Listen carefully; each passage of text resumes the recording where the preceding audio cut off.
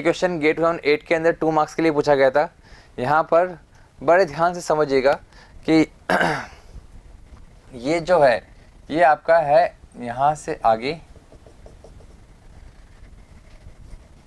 ये है आपका latch, node latch. Node latch क्या होता है? अगर हम एसआर नोड लेच की बात करें तो बिल्कुल यहाँ पर एस और यहाँ होता है, एस के अपोजिट क्यू होता है, तो बिल्कुल वैसे ही क्यू दिया हुआ है। तो बस 0 0 पे previous state Qn plus Q1, 0 1 पर 0, 1 0 पर 1 एंड 1 1 पर अगर हम बात करें यहाँ पे तो इनवैलिड। ये आपका एसआर लेच होता है, नोर गेट से बनने वाला, जिसमें एस के अपोजिट क्यू होता है। तो बस अब बात करते हैं, यहाँ तक हम अपने इनपुट देख लेते हैं, फिर हमारे लिए आंसर निकालना आसान हो जाएगा। तो सबसे पहले देखिए, जब स्टार्टिंग में क्लॉक, इस क्वेश्चन में ये था कि क्लॉक 1 से 0 हो रही है बीच में, और उसके हो जाने के बाद जो डी इनपुट दे रखा है यहाँ पे वो 0 से 1 होता है। तो शुरुआत करते हैं सबसे पहले कि यहाँ पर जब इनपुट 1 और 0 था तो क्या सीन हो रहा था। तो जब क्लॉक 1 थी तो ये 1 जो क्लॉक है वो इस वाले गेट में जा रही है, और अगर हम नोर के अंदर एक भी इनपुट 1 दे देते हैं तो आंसर 0 ही आएगा।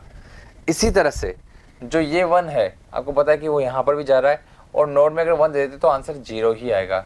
0 0 पे प्रीवियस स्टेट रहती है, तो वहाँ से भी कोई नई चीज़ मिल नहीं रही है। तो यानी कि 1 0 के केस में मुझे 0 को देखने की जरूरत नहीं है, अकेला ये 1 है तो ये प्रीवियस स्टेट बताने के लिए काफ़ी है, उसको फ़र्क नहीं पड़ता कि इधर 0 क्या है। तो मैं इसको 3 स्टेज में बांट रहा हूँ, फर्स्ट स्टेज ये, सेकेंड स्टेज ये, और थर्ड स्टेज के बाद वाली। तो ये 3 स्टेज के अंदर कहानी बढ़ रही है, first stage, second stage, third stage. First stage में प्रीवियस स्टेट ही आना चाहिए आंसर, और प्रीवियस आप जो भी मान के चल रहे हैं वही रहना चाहिए, तो मुझे फर्क नहीं पड़ता इस वाले स्टेट से। वैसे भी इसमें कहानी यहाँ सेकंड और थर्ड के बारे में पूछा गया है कि क्लॉक जब चेंज हो रहा था तब क्या हुआ था, और फिर डी जब चेंज हो रहा था तब क्या हो रहा था। तो अब देखते हैं सेकेंड स्टेज पे आने के बाद क्या हुआ। सेकेंड स्टेज के अंदर क्लॉक तो 1 से 0 हो चुकी है, पर डी अभी भी 0 ही है। तो क्लॉक को जैसे 0 करता हूँ मैं, तो ये 0 है, आपको पता है डी भी 0 है, और 0 0 का आंसर यहाँ पे क्या आता है नोर गेट के अंदर, वो आता है 1। इसी तरह से यहाँ पर जब ये 0 था तो ये 1 है, और 1 होते पहले इसका नोर गेट का आंसर क्या आएगा 0। ना 1 0 का आंसर क्या आता है सर, 1 0 का आंसर आता है 1।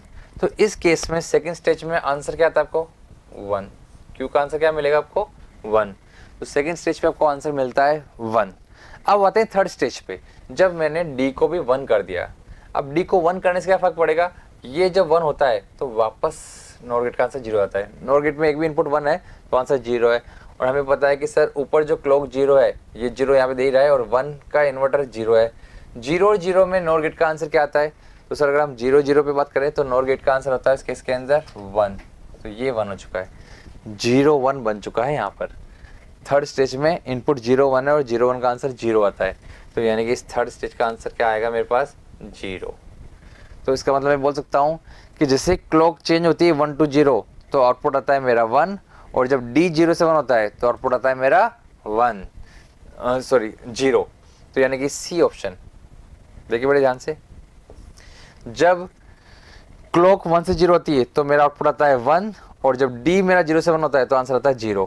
जब Q goes to 1 कब, जब क्लॉक ट्रांजिशन goes to 0, जब क्लॉक ट्रांजिशन होती है 0 की तरफ, और when D goes to 1, जब जो Q का आंसर है वो 1 होता है जब क्लॉक का ट्रांजिशन होता है, और उसका आंसर 0 होता है Q का आंसर जब D का आंसर 1 होता है। सेम वही कहानी कह रहा है जो हम कह रहे हैं, बस की लैंग्वेज को समझना है आपको कि लैंग्वेज में क्या बोल रहा है। तो आपको बता दूं कि ये बिल्कुल सही कह रहा है, ये कह रहा है Q का आंसर 1 होता है जब क्लॉक में ट्रांजिशन हो रहा है, तो बिल्कुल सही है। क्लॉक का ट्रांजिशन जैसे होता है तो यानी सेकंड स्टेज में है आप, और उसमें Q का आंसर 1 होता है, और इसका Q का आंसर 0 आता है जब D 1 होता है। तो बिल्कुल सही कह रहे हैं, जैसे D 1 होता है तो Q का आंसर बिल्कुल 0 ही आता है। तो ये इस क्वेश्चन का आंसर हुआ। Thank you. If you really like the video, please hit the like button, share the video, subscribe to our YouTube channel and press the bell icon for the latest updates. Thank you.